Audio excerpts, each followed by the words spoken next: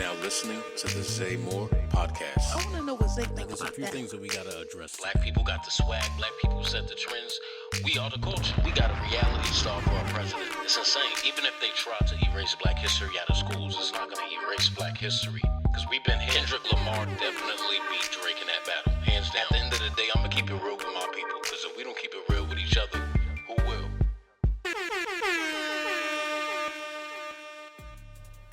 Fam, what's good? What's good, y'all? You know who it is. It's your boy, the one and only Zay Moore. And I'm going to welcome you back to a brand new episode of the Zay Moore Podcast. Yeah. Today is August 5th, and we got a few things to unpack, a few things to talk about. We're going to go over Diddy's bail request being denied for a fifth time. A fifth time. That's crazy. We're also going to be going over on the topic of rappers in jail. One rapper's getting out of jail. Well, got out of jail. Fivio was released from jail on August 1st. A lot of people didn't even know he was locked up from what I gathered. That's crazy. But we'll go over that as well. We're also going to get into Elmo's account being hacked on X or Twitter. X, Twitter, whatever you call it. His account was hacked and there was a lot of anti-Semitic, racist, and controversial messages posted via Elmo's account. Hi, I'm Elmo and Yeah, y'all, that Elmo. That's crazy. So we're going to go over the messages, go over how and why this might have happened. And then the moment y'all all been waiting for, that deep dive, that insightful conversation about trauma, accountability. We're going to go over that and have some fun, have some insightful fun. Y'all ready for today's show? All right, so am I.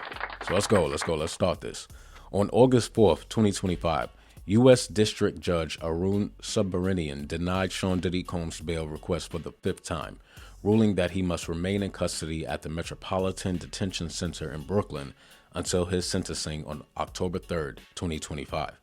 Despite defense offers, including a $50 million bond, house arrest at his Miami residence, travel restrictions, monitored visits, and ankle monitoring, the court found no exceptional reason to justify his release. Combs was unable to prove he posed no flight risk or danger to the community. The judge emphasized Combs' history of violence, coercion, and possible witness intimidation, including 2016 footage allegedly showing assault on Cassie Ventura as evidence that he remains a threat even under supervision. The latest bail denial follows his conviction on July 2nd, 2025 for 2 counts of transportation to engage in prostitution, charges that carry a combined maximum sentence of up to 20 years. He was acquitted, however, on the more serious charges of racketeering, conspiracy, and sex trafficking. Prosecutors who initially anticipated a 4 to 5 year sentence now suggest that sentencing guidelines may point toward a substantially higher term in light of evidence presented during the trial. That is the latest on his request being denied for a fifth time. I think that Diddy needs to chill. You don't want to get on their nerves. Just because the most serious charges were dropped doesn't mean that these people are going to have any lenience on you. And that's really the hard truth, right? It's like, okay, well, this is still the law we're talking about. It's still the government. They still have a job to do. The more serious charges were dropped, but you were found guilty of something. So if they just let you out, what does that say, right? Oh, because of who you are, because of what you're offering, because of the money. And again, it's a power dynamic, right? It's like, okay, well, I'll offer this much if you allow. No, nah, Diddy. Like you kind of got to take this L. This is the repercussions for your actions. And we talk about accountability. We talk about growth. And I get it, right? You want to probably see your family. You want to have that little bit of outside before the sentencing. And who knows, right? Come sentencing, you might be sentenced to time served and sent home. But this continuous request of you trying to get out is probably pissing them off and probably gonna make them come down on you harder, right? I would just chill. I would relax. You were reaching out to people while you were locked up. The coercion, they have in their eyes substantial reason to not let you out. So again, you don't want to give them more of a reason to, when the sentencing come, really lay the book down on your ass. You just want to relax. You want to take your L, get a book, relax in your cell, do some prayers, some push-ups, something. But continuously getting on these people's nerves, I'm telling you, it's not going to work out in your favor. It's not. It's not like you were acquitted of everything and they're keeping you. Because that's really how he's moving. It's like, all right, well, everything was dropped. Let me out. Take that. I'm offering you $50 million. Take that. Like, no, we're not going to take that. You're going to take this, which is sit your ass where you at. And on October 3rd, we will talk with you. So, yeah, did he just relax? I hope for the best for October 3rd for him, because, again, he has been in jail for some time. So it really might be a situation where they do time served, right? Who knows? But you don't want to get on their nerves. So that's my advice to Diddy and his team. Stop asking for bail because they're going to deny it again. And just relax until October 3rd. Kick your feet up. It's just raining outside. I love a rainy day, y'all. It's just so calming and cooling. My fault. I got distracted. All right, let's keep it going. Let's go to the next story. Rapper Fivio Foreign was released from jail. Fivio Foreign was released from a New Jersey jail on August 1st, 2025, after spending about 196 days behind bars, which is about 6 months of time served. He pled guilty to third-degree terroristic threats and in exchange received credit for those 196 days served. See what I mean when you just kind of chill? The court also imposed 3 years of probation. Conditions include staying out of legal trouble and adhering to regular drug testing requirements. He originally faced far stiffer potential penalties, including a mandatory minimum of 5-year sentencing and up to 20 years, so the outcome is widely viewed as favorable. The incident stems from early January when authorities accused Fivio of threatening a woman with a gun during a dispute in New Jersey. He entered the plea later, leading to his release in August. He hasn't released any music yet, right? So we definitely waiting to see what he does. And for those that don't know, I'm going to give you a little rundown. He does have some Billboard Hot 100 entries as a featured artist. With Drake, for Demons, they peaked at number 34. Also with Sosa Geek, they got Sosa Geek on that one. They got Zoo York, that's my joint. Zoo York. Lil Tay featuring Fivio, Pop Smoke peaked at number 65. Spicy, Nas featuring Fivio and ASAP peaked at 96. Clueless, Polo G featuring Pop Smoke and Fivio peaked at number 79. Straight to It, that's King Von featuring Fivio, reached about number 93. So definitely has some Billboard entries. As a feature, yes, right? But any Billboard entry is a good Billboard entry in my eyes, right? Because not a lot of people can get up there. So shout out to Fivio. I think that Fivio should come out and really focus on his craft. When he dropped and after we lost Pop Smoke, I had always said, I think that Fivio had what it took to kind of take that New York style and kind of just take it in and blend it into different genres, make it pop. Not go pop per se, but I felt like he definitely could have went the direction that Pop Smoke was going. I feel like he had the sound and he could have did it. And he still can do it, right? The sky's the limit. You out. I hope that he takes heed of this time and the deal that he was given. Again, it's seen in some people's eyes as very favorable.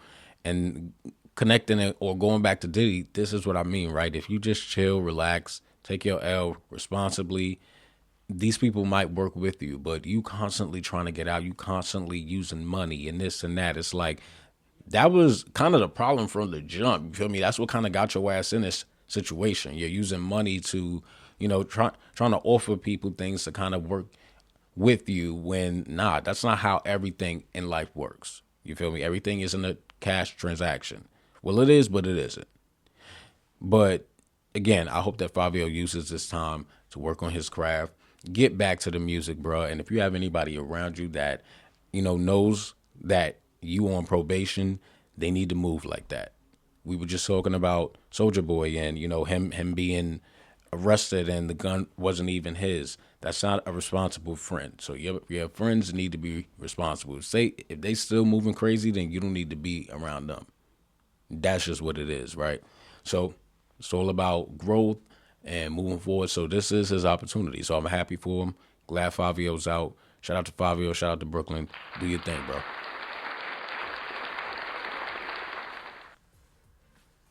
All right, y'all. Did y'all hear about Elmo's account being hacked?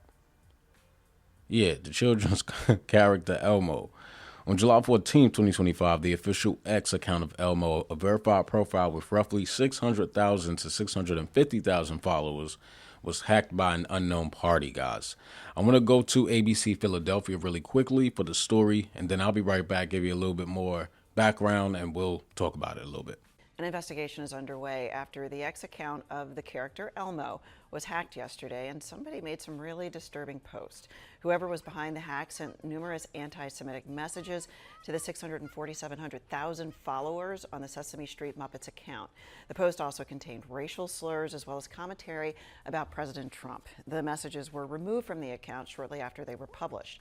A spokesperson for Sesame Street called the messages disgusting and said they're working to restore full control of the account. Yeah, so to piggyback off of that, the hackers posted a series of anti-Semitic and racist messages, including calls for violence against Jews, slurs, and unfounded statements about Jeffrey Epstein and Donald Trump, also labeling Trump a puppet of the Israeli prime minister. The connection there, because I do believe that they did have a relationship at one point, but the relationship there now, because, I had to dig into, well, why would he be a puppet, right? And what I came across was that this post was alluding to the fact that, well, the prime minister might actually know, right, that Trump is associated with that.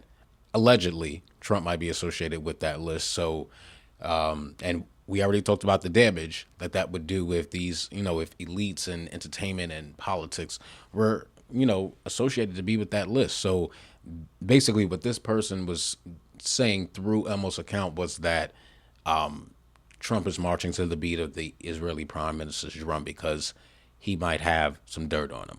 That's what I gathered. But to continue, these offensive posts were quickly deleted after a few hours, though widespread screenshots captured and were circulated throughout social media. Sesame Workshop, the nonprofit behind Sesame Street, confirmed the breach, calling the posts disgusting messages and stating they do not reflect the organization's values. The account was secured within about a day, and Elmo's usual friendly content promptly resumed, including a heartfelt message that said, "Thank you for being kind to Elmo and all of the people in your neighborhood. Elmo loves you." So I have all of the hate speech that was posted. I don't think I want to go over that just for the sake of respect.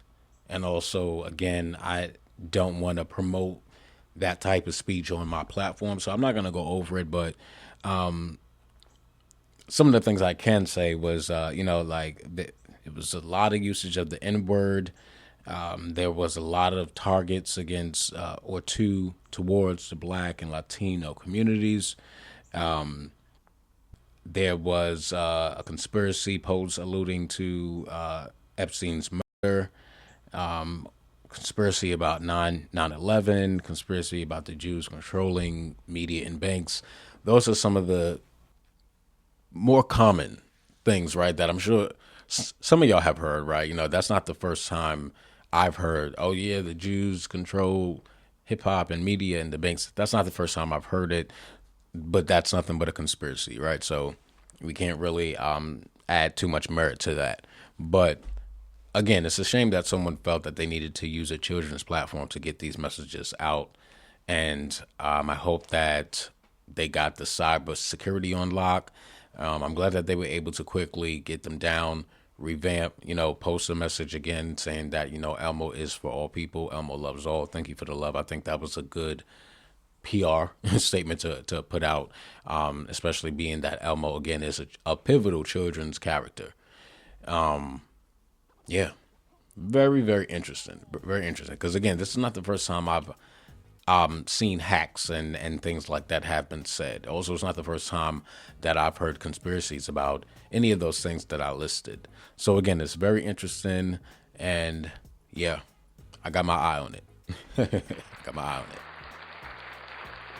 I want to take this time, y'all, to wish our 44th president, Mr. Barack Obama, a happy belated birthday. His birthday was August 4th. 64 years young. He was, of course, again, our 44th president and the first African-American president, y'all. So clap it up for Barack. We love Barack. We love Michelle. Happy birthday.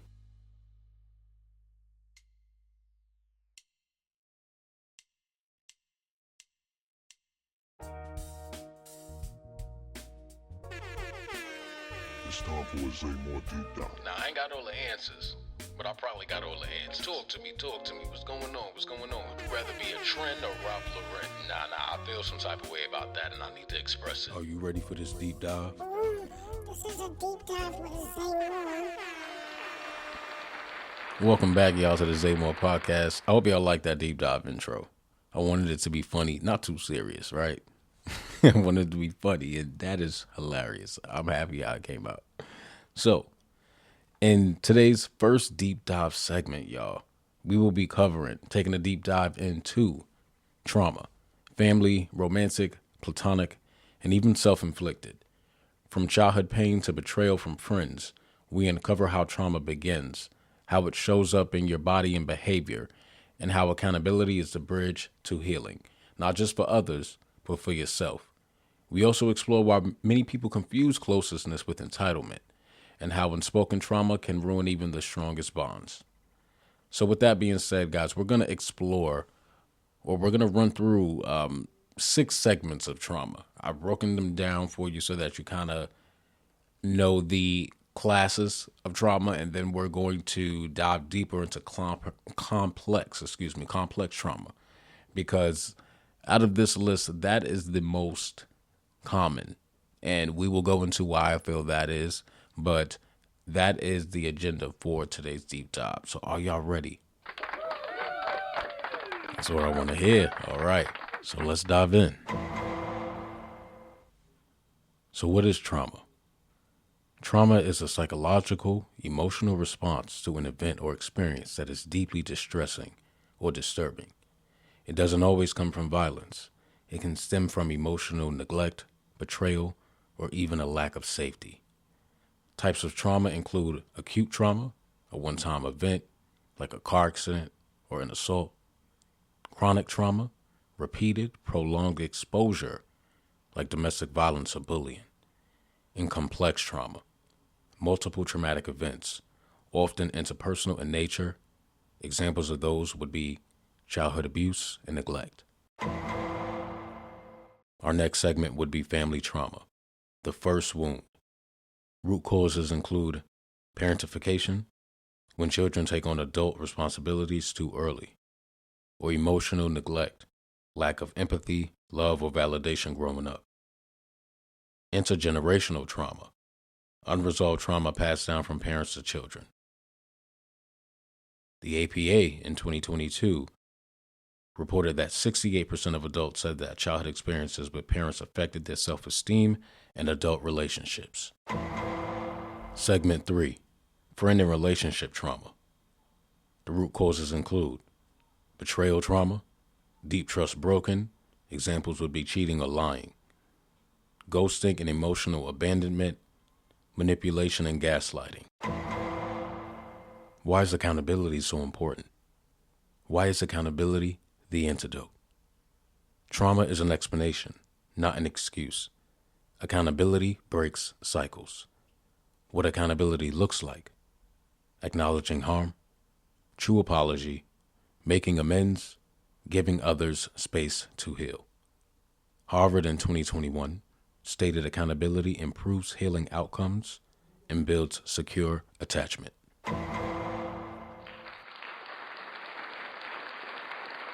So on the topic, I wanted to share a personal story with y'all so y'all can get the importance of catching childhood trauma head on, or preventing it head on, rather.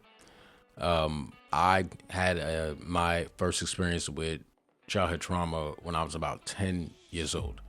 And I want to share that with you guys today.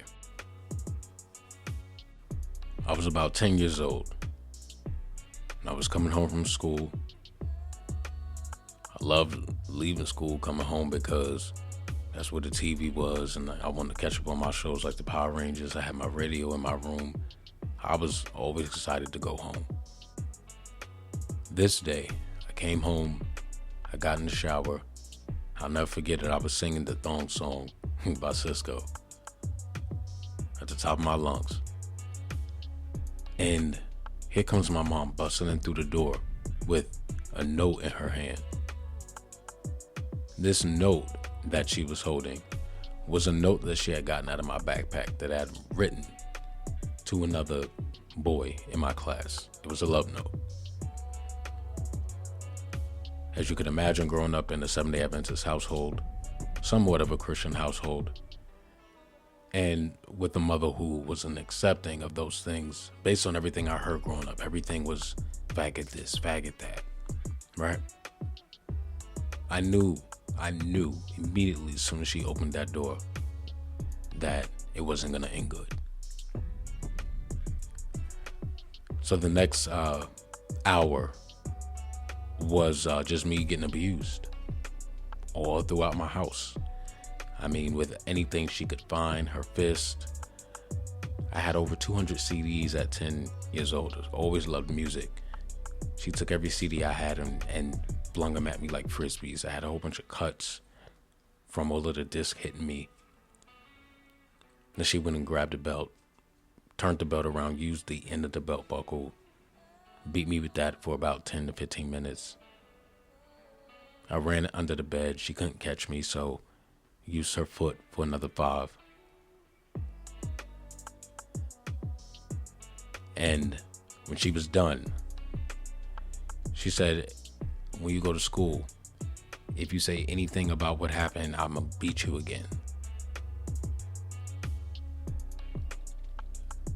And then as time went on, it continued to happen. For years, I endured a bunch of verbal abuse and physical abuse from my mother. For no reason, really.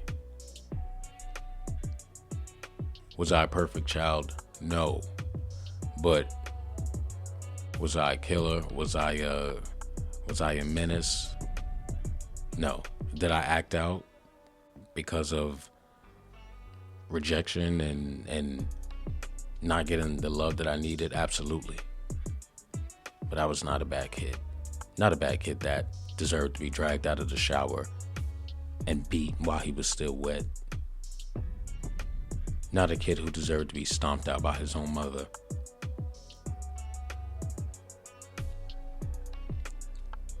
And as I grew up and got older, I kind of just drifted away from my mom.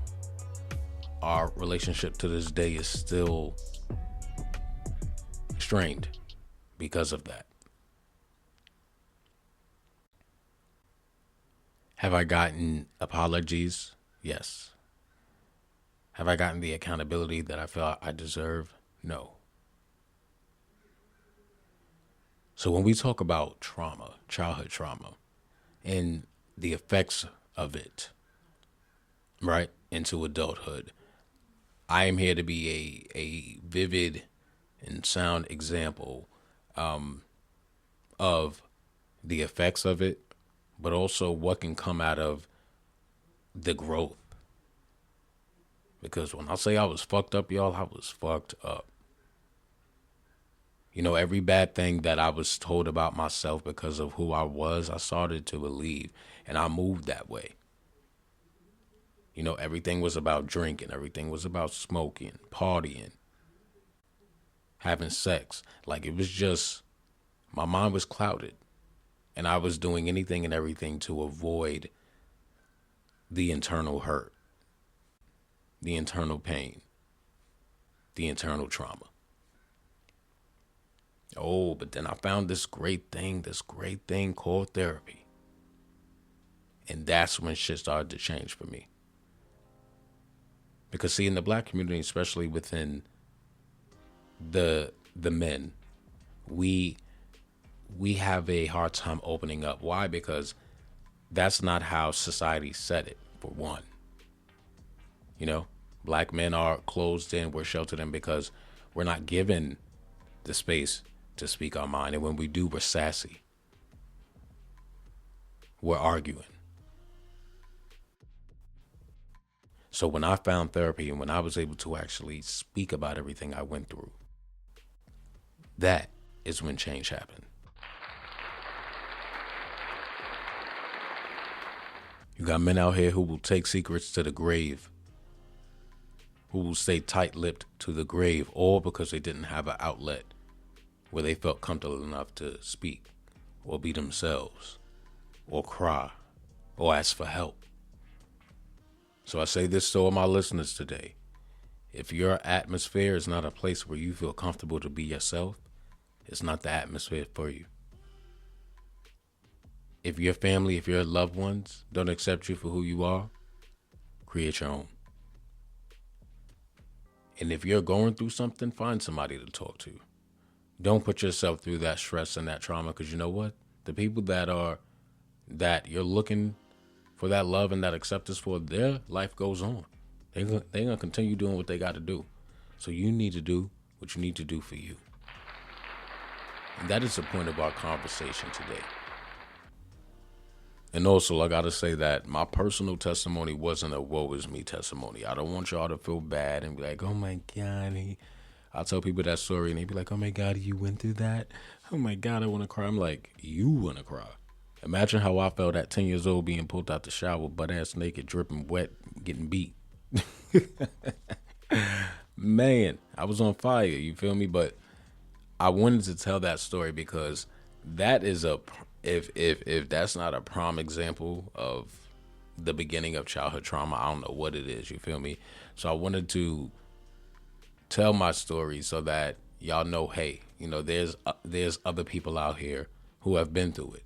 And there's people who can get from it, get out of it. You feel me? So before we wrap up this segment today, I do want to leave y'all with a bit of a TED Talk. This was a very, very good TED Talk. I listened to a TED Talk from Dr. Nadine Burke-Harris. She is a pediatrician, and she discusses the importance of prevention and treating trauma head on.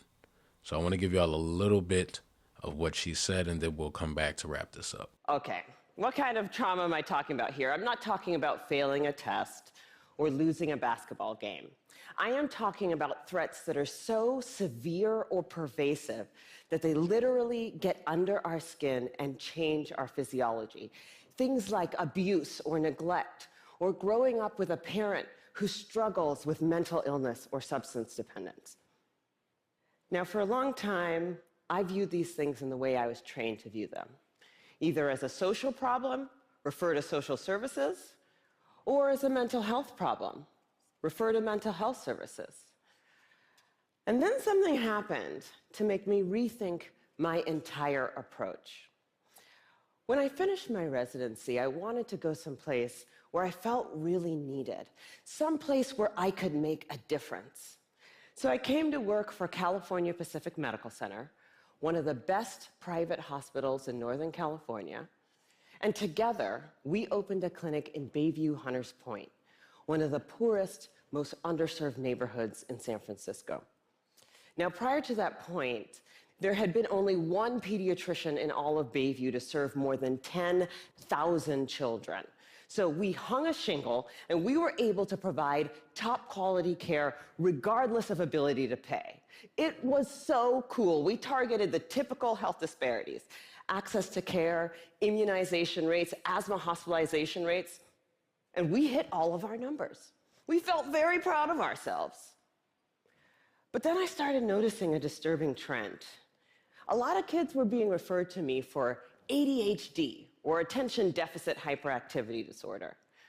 But when I actually did a thorough history and physical, what I found was that for most of my patients, I couldn't make a diagnosis of ADHD. Most of the kids I was seeing had experienced such severe trauma that it felt like something else was going on. Somehow, I was missing something important. So earlier in the clip, she had said something very important when she touched on physiology and how physiology can be affected by trauma. So I want to touch on that very quickly. Physiology is a scientific study of how living organisms function. So that means physiology would be examining things like how organs and systems work together, how cells communicate and interact, how the body responds to stimuli. Stimuli, of course, involves our brain, right? So I said all this to say, again, this whole segment was to say that the things that we experience, the things that we go through as children, most certainly have an effect on who we become as an adult and the choices that we make as adults. That influence from our childhood can either be negative or positive. And whichever way the cookie crumbles is most likely the way you will follow. So I encourage everyone out there to take the time to always self-reflect, examine your own emotions, examine the things that you've been through, examine your thoughts. Don't be afraid. Don't run from yourself, because that's the biggest mistake, running from yourself. Examine everything and do what you need to do to become a better you. Don't let the church or these conservatives or your old school parents or no one who's walked in your shoes tell you how you should live your life. Because also what we have to realize in life is that a lot of how we move in life is just passed down. You feel me? How often do we encourage people to really go off of the grid and kind of find their own way? Everything has to be tradition. We're born, we work. No, we're born, we go to school, we grow up, we get a job, we find somebody we want to have kids with. You marry them if you love them. We die. That is the traditional life that has been written for you before you were even born. Not to mention all of the social and gender norms that's put on men and women, right? So you have no space to kind of be who you want to be or find who you want to be, because you're immediately born into it. The traditions, the social norms, the gender norms, the expectations, all of it. But I will leave you guys with this. Life is too short to live the life you were told to live. Live the life you want to live. All right, but y'all know what that sound means. We have made it to the end of the show. I hope you guys enjoyed today's show. Yes, we went over some very insightful information. We got some trending topics out of the way. As always, y'all know I appreciate the love. I appreciate you taking out the time to sit and listen to me. That means so much. I also have to shout out Germany, y'all. We have Germany on the map. We have Germany listening. Shout out to Germany. Thank you so much out there. Share the podcast out there, y'all. Keep it in rotation. Feel me? I want to thank everybody so much for tuning into the Zay Moore Podcast today. And as always, until next time. Peace.